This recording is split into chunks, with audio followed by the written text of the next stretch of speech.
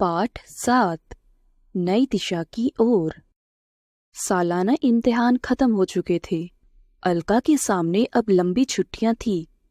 2-4 दिन तो बेफिक्री से आनंद भरे गुजरे। अलका कभी कंप्यूटर में फिल्म लगा लेती, कभी चित्रकथाएं पढ़ने लगती, तो कभी अपनी पसंद के गाने सुनने लगती। लेकिन अब वह इन सबसे ऊबने लगी थी और सारा दिन पलंग पर लेटी लेटी उबासियां भरती रहती। उसे यूं ऊबते देखकर उसके पापा ने कहा, तुम्हारा स्कूल तो 1-1.5 महीने बाद खुलेगा। इस तरह पलंग पर पड़े पड़े छुट्टियां गंवाने से तो अच्छा है कि तुम कोई ऐसा काम करो जिससे तुम्हारा समय भी कट जाए और तुम्हें आत्मसंतोष भी मिले। ऐसा भला कौन सा काम होगा? अलका ने पूछा। एक काम तो मैं ही बता देता हूँ। हमारे घर में जो सफाई वाली आती है उसकी बेटी लक्ष्मी को पढ़ा दिया करो। तुम्हारी मदद से वह कम से कम चिट्ठी पढ़ने लिखने के लायक तो हो जाएगी। तुम्हारा भी समय कट जाएगा और उसकी भी जिंदगी बन जाएगी। ओह पापा, अलका ने मुंह बिचकाया। आपने भी कैसा काम बताया। किसी निपट निरक्षर को अ आ इ ई रटाना मेरे बस का नहीं। वैसे भी अक्षर ज्ञान पा लेने से कौन सी उसे अफसरी मिल जाएगी। उसे तब भी अपनी माँ के साथ बर्तन ही साफ करने हैं।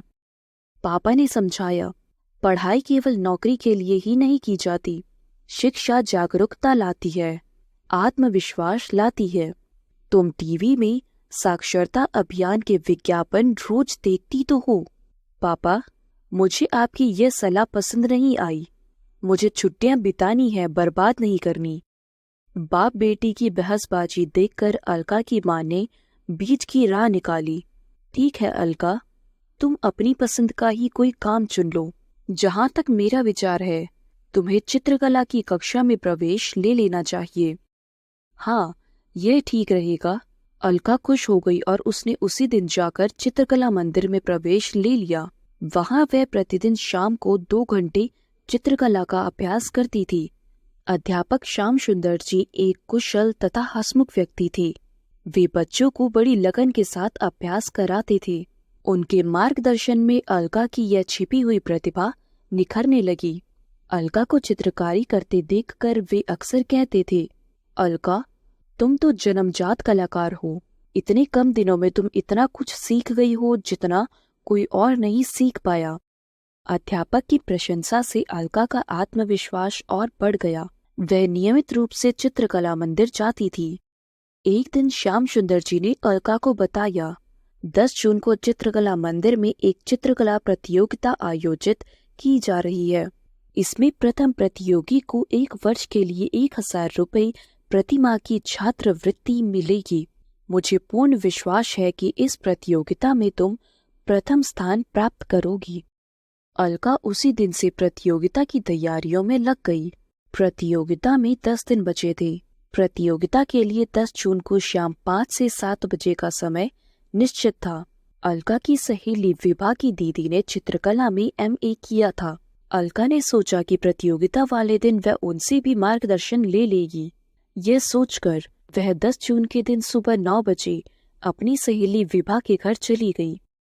करीब 10 बजे अलका की माँ भी खरीदारी करने बाजार चली गई।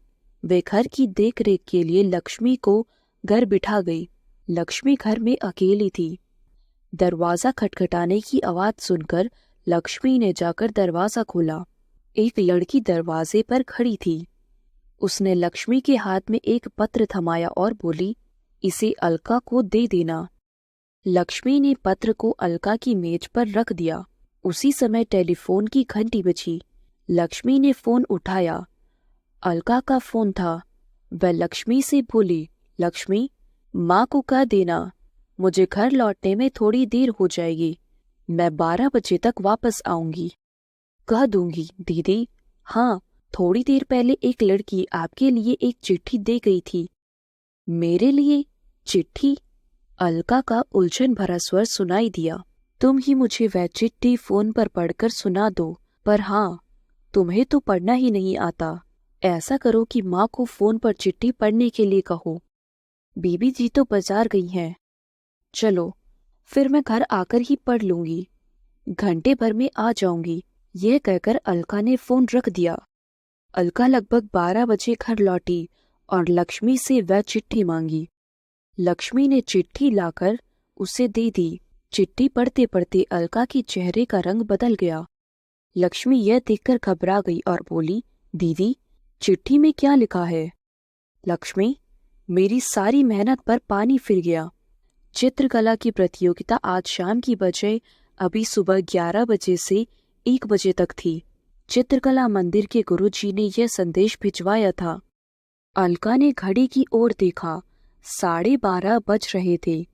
उसने तुरंत साइकिल निकाली और चित्रकला मंदिर की तरफ चल दी। जब वह वहां पहुंची तो सभी बच्चे अपने अपने चित्र जमा कर रहे थे।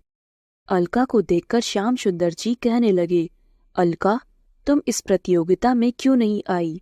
तुम्हारे घर संदेश भी भिजवाया था। प्रतियोगिता का समय किन्हीं कारणों से शाम से बदलकर सुबह करना पड़ गया। सर, मैं घर पर नहीं थी इसलिए समय पर पहुंच न सकी। अलका, तुमने बहुत अच्छा अवसर गंवा दिया।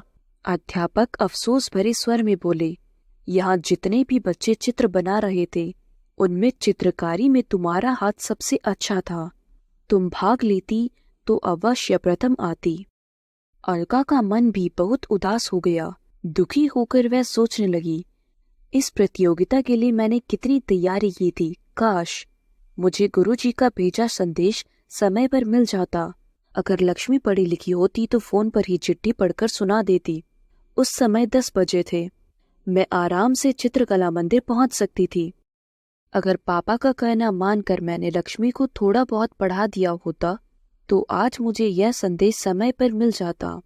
सचमुच पढ़ाई का कितना महत्व है।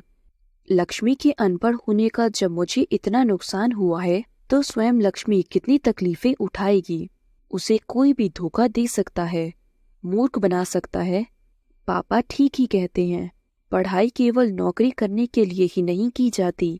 जिंदगी को ठीक ढंग से चलाने के लिए भी पढ़ाई की बहुत जरूरत होती है। अलका उदास होकर मन ही मन सोचने लगी।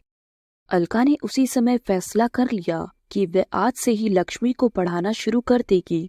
उसे इस काबिल बनाएगी कि वह स्वयं पढ़ लिख सके। इस फैसले के बाद अलका का मन हल्का हो गया। उसे लगा कि उसे एक सही दिशा मिल गई है। उसने लक्ष्मी को शिक्षित करना ही अपना उद्देश्य बना लिया। हमारे देश में कोई व्यक्ति अनपढ़ न रहे, इसके लिए हम सबको मिलकर आगे बढ़ना होगा।